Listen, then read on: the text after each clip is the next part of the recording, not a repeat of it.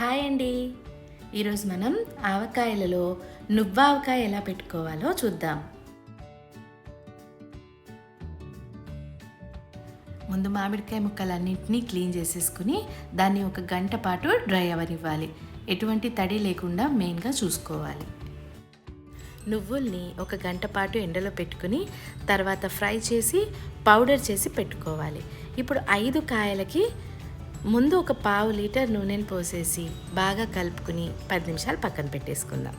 ఇప్పుడు మనం ఈ గ్లాస్తో కొలతలు చూద్దాం.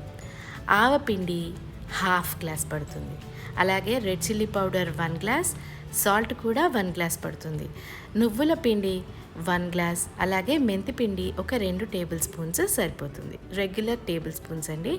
బాగా కలుపుకొని ఎటువంటి ఉండలు లేకుండా మొత్తం బాగా కలిపేసుకోవాలి. ఇప్పుడు మామిడికాయ ముక్కల్ని పిండికి యాడ్ చేసేసుకుని ముక్కలన్నింటికి పిండి కలిసేలాగా బాగా కలుపుకోవాలి. ఇప్పుడు ఇంకో 1/2 లీటర్ నూనెని కలిపేసుకోవాలి. అంటే మొత్తం 1/2 లీటర్ నూనె 5 కాయలకి సరిపోతుంది. ఇలా మొత్తం కలిపేసుకున్న తర్వాత మూత పెట్టేసి 3 రోజుల పాటు పక్కన పెట్టేసుకోవాలి.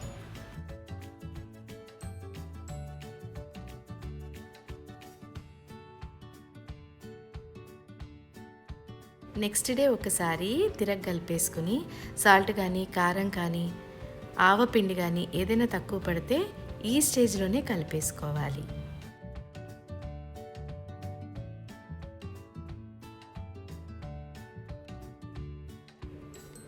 మూడో రోజు ఒకసారి మళ్ళీ కలుపుకొని ఇప్పుడు దీన్ని జాడీలోకి షిఫ్ట్ చేసేసుకోవాలి.